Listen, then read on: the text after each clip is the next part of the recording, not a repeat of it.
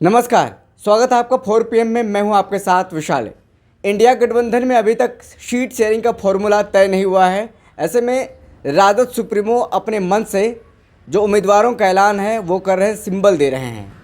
ऐसे कहा जा रहा है कि कांग्रेस नाराज़ भी हो गई है, वाम दल भी नाराज़ हैं। हमारे साथ इस मुद्दे पर बातचीत करने के लिए बिहार के वरिष्ठ पत्रकार अरुण पांडे सर हैं। अरुण सर से समझने की कोशिश करेंगे, राजद सुप्रीमो अपने मन से जो सीटों का बंटवारा कर रहे हैं या फिर सिंबल दे रहे हैं, क्या असर पड़ने वाला है इंडिया गठबंधन में? देखिए, अभी बिहार में लोकसभा की 40 सीटें हैं और दो प्रमुख गठबंधनों के बीच मुकाबला होना है। एक तरफ एनडीए है जो केंद्र में सत्तारूढ़ है और बिहार में भी सत्तारूढ़ है, जिसमें बीजेपी, जदयू, लोजपा और जीतनराम मांझी की हम और उपेंद्र कुशवाहा की पार्टी है। अब ये तो गठबंधन ने अपना सीट शेयरिंग भी कर लिया है और सीट भी तय कर लिया है। कैंडिडेट यहाँ भी अनाउंस नहीं हुआ है। दूसरी ओर महागठबंधन में अभी सीट शेयरिंग ही नहीं हुई है। गठबंधन में कौन कितनी सीट लड़ेगा इसकी घोषणा नहीं हुई है। हालांकि ऐसा नहीं है कि आपस में विचार मंथन नहीं हुआ है, और जो विचार मंथन हुआ है और महागठबंधन में वहाँ लीडर है, अगुवाई कर रहे हैं लालू प्रसाद, राजद कर रहा है। उसे सर्वाधिक सीट पर चुनाव लड़नी है। 40 सीट में 28 या 30 सीट राजद खुद ही लड़ने जा रहा है। तो कांग्रेस को फिर इसी 10 सीट में वाम दल भी रहेंगे और इसमें कांग्रेस को भी रहना है। अभी बात ठीक आपने कहा कि लालू प्रसाद अपने उम्मीदवार को सिंबल बांट रहे हैं। फर्स्ट फेज में 4 सीटों के लिए जहां चुनाव होना है, वहां एक सीट जहां बहुत क्यास लग रहा था कि औरंगाबाद की सीट कांग्रेस को मिलेगी जी, वहाँ पूर्व राज्यपाल निखिल कुमार कैंडिडेट हो सकते हैं। और वहाँ पिछले चुनाव की तरह भी इस बार भी कांग्रेस को वहाँ लड़ने का अवसर नहीं मिला। बात वहीं से कहीं ना कहीं जो कांग्रेस में टीस है और नाराज़गी है, वहीं शुरू हुई और चारों सीट के लिए लालू प्रसाद ने अपने कैंडिडेट की घोषणा कर दी है। अब रही बात दूसरे तीसरा, अब तक 1 दर्जन से अधिक अपने उम्मीदवारों को सिंबल भी दे दिया है। लालू जी की 2 बेटियाँ मीसा पाटलिपुत्रा से और रोहिणी सारण से चुनाव लड़ेंगी, ये भी तय हो गया है। फिर आप बक्सर से शुरू करेंगे तो चाहे उधर वहाँ बक्सर में जगदानंद सिंह के लड़के हैं सुधाकर सिंह, जो एमएलए हैं, पूर्व मंत्री हैं, वो चुनाव लड़ेंगे, उन्हें भी टिकट मिल गया है। आलोक मेहता हैं जो मंत्री थे और उनका उजियारपुर से टिकट मिल गया है। सुरेंद्र यादव हैं, उनको जहानाबाद से मिल गया है। इस तरह से जो सीटें लड़नी है जदयू राजद को, अपने सिंबल दे रहे हैं। बांका से जयप्रकाश नारायण यादव हैं, उन्हें भी टिकट मिल गया है। और राजद को जो सीट लड़नी है वहाँ उम्मीदवार भी तय हो गए हैं और सिंबल जैसे जैसे लोग आ रहे हैं लालू जी के पास, वो अपना सिंबल भी दे रहे हैं। कांग्रेस को मेरी जानकारी में 6 सीट लड़नी है। इस महागठबंधन में 6 सीट ही मिलनी है। भले ही कांग्रेस पिछले चुनाव की तरह 9 सीट की दावा कर रही थी कि वो 9 सीट मिले, लेकिन अपडेट जानकारी है कि कांग्रेस को लालू जी ने समस्तीपुर, गोपालगंज और सासाराम 3 रिजर्व कॉन्स्टिट्यूंसी और 3 जनरल में किशनगंज जो सीट अभी सीटिंग है कांग्रेस की। पूर्णिया जहां अब पप्पू यादव कांग्रेसी बन गए हैं वो लड़ेंगे, और एक सीट पटना साहिब की, ये सीट मिलने जा रही है।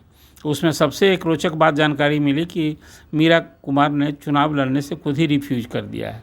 अब वहाँ सीट तो मिल गई, अब कैंडिडेट की तलाश हो रही है। गोपालगंज से कौन कैंडिडेट होगा अभी वो भी स्पष्ट नहीं हुआ। हालांकि चर्चा है कि वहाँ ज्योति जो हैं वो कैंडिडेट हो सकती हैं।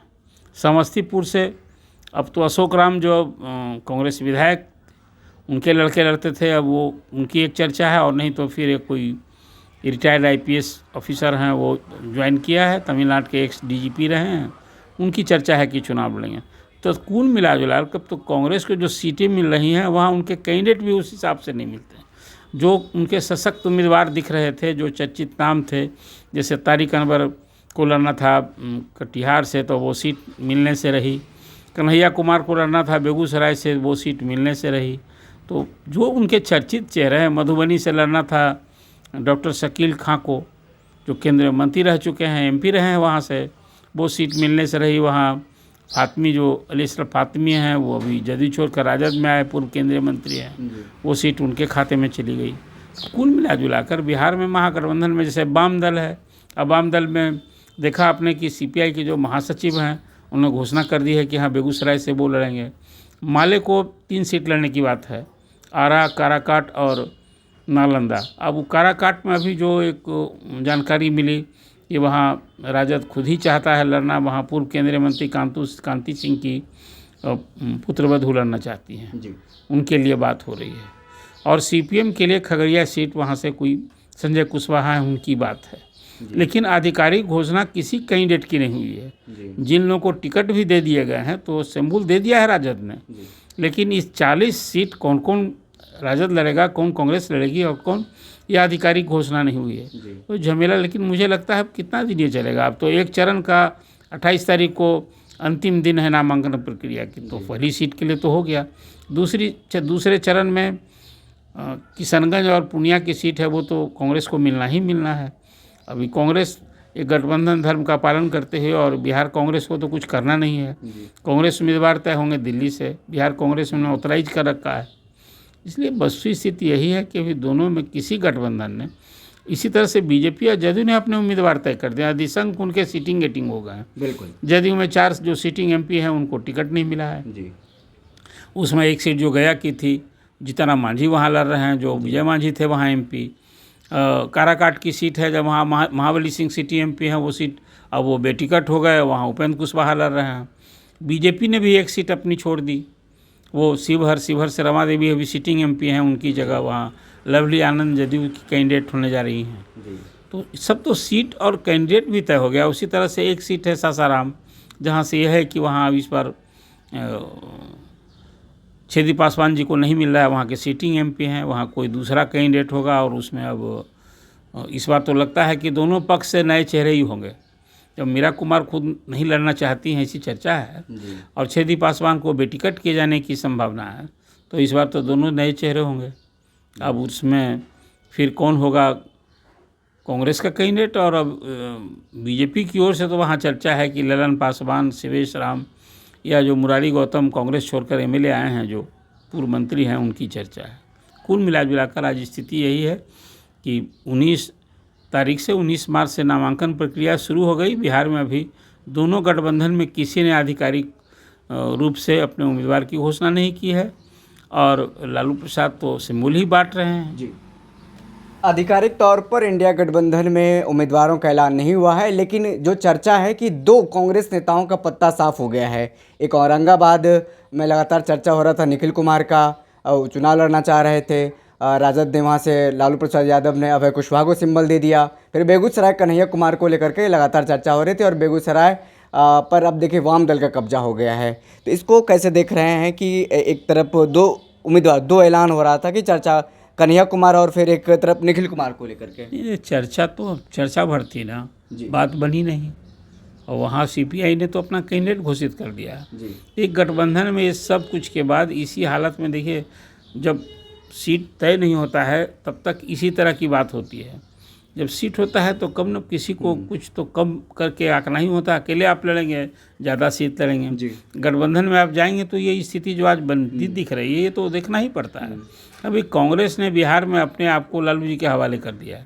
लालू जी ही कांग्रेस का यहाँ भविष्य संवारना है, उनको अस्तित्व बचाना है, तो जो जैसे बचावें, जैसे तय करें। कांग्रेस को यहाँ कोई ये है भी नहीं कि कोई उसका अब अपना वो जनाधार बचा है। अब तो ये लालू जी का जो एम भाई है वही गठबंधन के सबों को सहारा। हाँ, वाम दलों को एक अपना भी संगठन होता है, उनके भी समर्थक होते हैं, एक अलग सी बात है। आज असेंबली में तो कांग्रेस के भी 19 एमएलए हैं, अब वाम दलों के भी 17 एमएलए हैं, वो अलग विषय है। लेकिन इस चुनाव में कुल मिलाकर महागठबंधन में ड्राइविंग सीट पर लालू प्रसाद हैं, राजद है, और सवारी भी उन्हीं की है, मतलब वोट भी उन्हीं के पास है। तो सबको राजद का डिक्टेशन मानना होगा। आखिरी सवाल है सर, पशुपति पारस का क्या होगा? मुकेश सहनी के पशुपति पारस के बारे में खबर आया था, मुख्यमंत्री से आज मुलाकात हुई उनकी चुपके से। पशुपति पारस की गाड़ी छूट गई। जो होता है ना कि दिल्ली जाने वाली गाड़ी जो थी, जो पटना से खुलती है, अब कोई गाड़ी ही नहीं बची उनके लिए। अब खुद कोई पैसेंजर गाड़ी, मतलब खुद की गाड़ी पर सवार हों, कहीं लड़ें, वो कोई गठबंधन में तो कहीं जगह नहीं मिली। एनडीए से आउट हो गए, और महागठबंधन में राजद ने उनको कोई स्पेस नहीं दिया।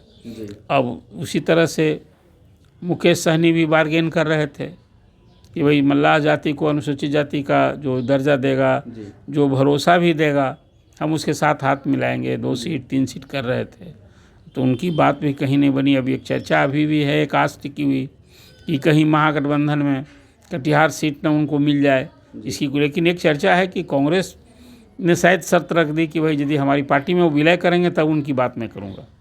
जैसे पप्पू यादव ने अपनी पार्टी का कांग्रेस में विलय करा दिया जी। तो एक अभी संभावना है बनी हुई वो कटिहार सीट को लेकर। लेकिन फिलहाल यही कहा जा सकता है कि दोनों में किसी को कहीं किसी गठबंधन में कोई जगह बनते तो नहीं दिखी। चलिए, बहुत बहुत शुक्रिया सर। कुल मिलाकर के मुकेश सहनी और पशुपति पारस का जो ट्रेन है वो छूट गया है, ना तो वो एनडीए गठबंधन के रहे हैं और ना ही इंडिया गठबंधन के। फिलहाल इस खबर में इतना ही। बहुत बहुत शुक्रिया।